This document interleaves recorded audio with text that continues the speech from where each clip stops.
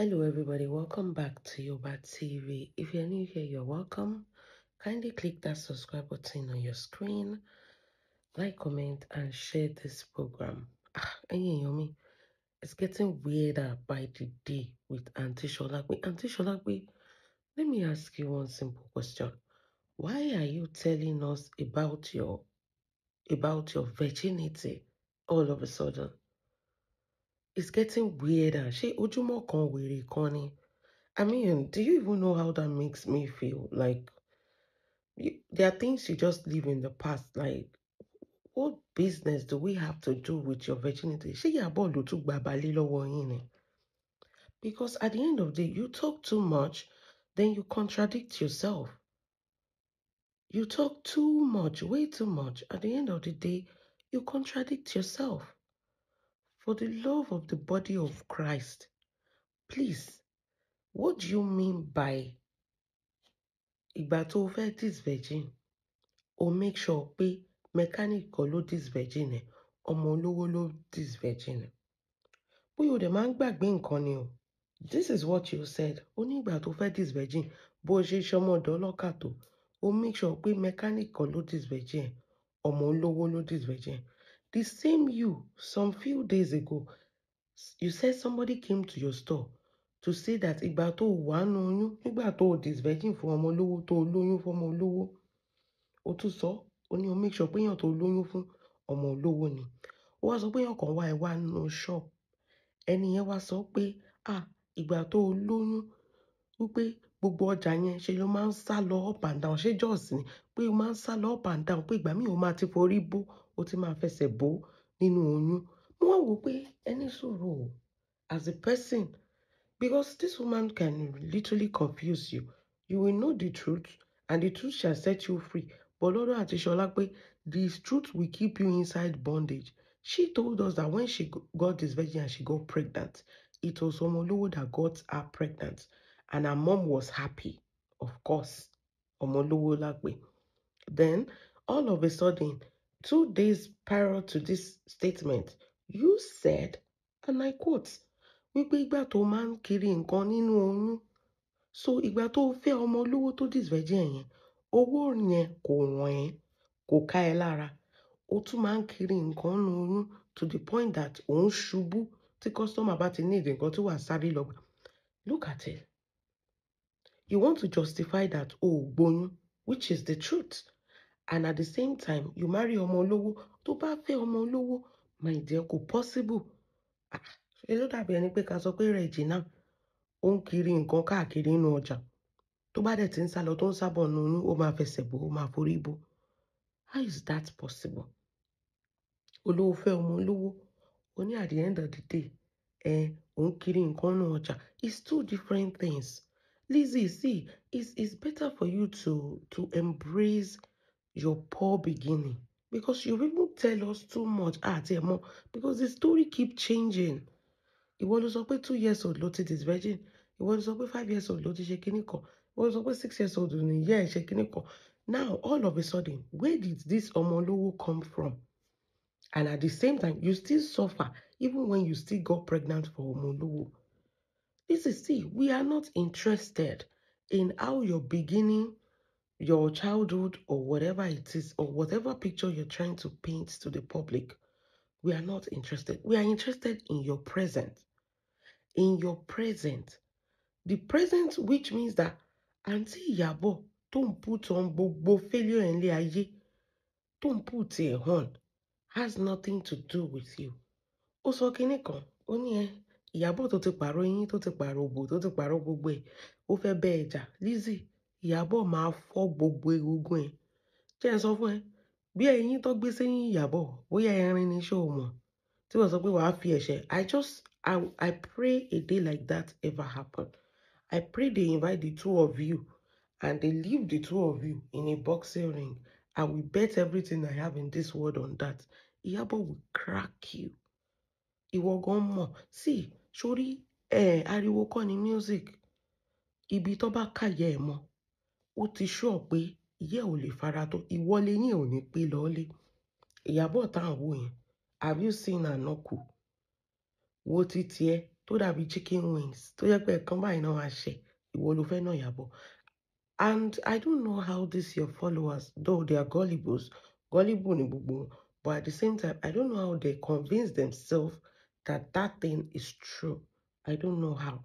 Because you keep hiding in a place with security and everything, refusing to go to party.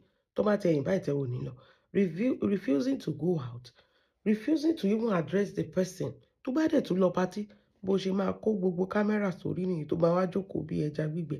You know, and you're over there lying to us. Ṣé àwa ló ń parọ́ fún? Àbí àwọn wèrè tó ń tẹ̀lé ẹ̀ ló ń parọ́ fún? Ìwọ tó jẹ́ pé pìtìpìtì ayé ti lò fún ẹjọ́. How do you think Ìyábọ̀, of all people, will not finish you? So ó rò pé is by BBL or is by flat stomach? Ṣé BBL ló fẹ́ fi jà ni? Àbí yín ló fẹ́ fi jà? Wo tó ń bá gbé ẹ̀ṣẹ̀ lé ẹ̀.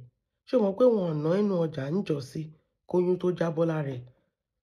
Tí Ìyábọ̀ bá wá mú ẹ sí ọwọ́, ẹ jọ̀ọ́ 4K ní kẹ́ fi televise kìíní ìjọ yẹn.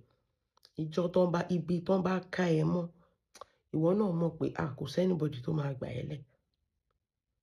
I don't know how. Ìyábọ̀ tó ṣe kíní kan. This woman literally doesn't talk to you. She's minding her business. Mo tún rí tó bá gbé aáyán sọ́rùn lénìí, wàá gbé elephant sọ́rùn lọ́la. My dear, that is the definition of panda. Ìwọ ó tiẹ̀ fẹ́ náà rẹ̀ admit ẹ̀ náà. Gbogbo èpè tó ń ṣe yìí, àwọn èèyàn sọ pé ṣé òun ló kọ́kọ́ máa ṣe. You said you are selling panda. If we go back to this Money case, ìwọ fún ara rẹ ló sọ fún wa pé yes, òun ta gold tó ń ta panda. Àwọn èèyàn dẹ̀ tó ń sọ fún Money wípé ṣé dandan kó copy nǹkan tó wà lọ́rùn Lizzy. Jọ ibi tó ti lọ ra panda, ọrùn ta náà ti copy ẹ̀. No, you know, it's easy for you to act like a victim. Man had to be victim every time. You went to go and do the business that Money is doing, and you are still fighting Money on top of that. Torí mo rí wéèrè kan tó kéyìn síta tó ní kíní kan ṣé dandan ní kó tọjà Lizzy ni nǹkan méjì péré lójọ ti Lizzy. Lizzy dẹ̀ ń ta panda ń sìn. A sọ pé torí pé ó fẹ́ ta panda ló ṣe ń make sure pé àwọn èèyàn rọjà lọ́dọ̀ Money, and she failed woefully. Because people have seen through you. Wọ́n ti mọ irú èèyàn tó jẹ́ pé you are bitter. People don't hate you. I keep saying it. They hate what you do. And kò sí justification. Àwọn tó ń side níjọ́sí. Òun fúnra rẹ̀ ló delete video tó fi side ẹ̀. Tó delete gbogbo update tó fi side ẹ̀. Why? Because she too, she knows that what she said is uncalled for. O lè wá nílé ọkọ tó jẹ́ pé rubbish bẹ́yẹn ló máa jáde lẹ́nu ẹ̀. And àwọn èèyàn ń béèrè pé where is your husband? Because ó tiẹ̀ ti tójọ́ mẹ́ta ọjọ́ mẹ́rin. Ọjọ́ tẹ bá ti ní ìdí ẹ̀, tẹ máa dress fún, tẹ máa kun makeup sí lójú, tẹ máa gbé jáde nínú wardrobe tẹ máa ń tì mọ́, tẹ máa wá gbé jáde láti sọ pé òun túre.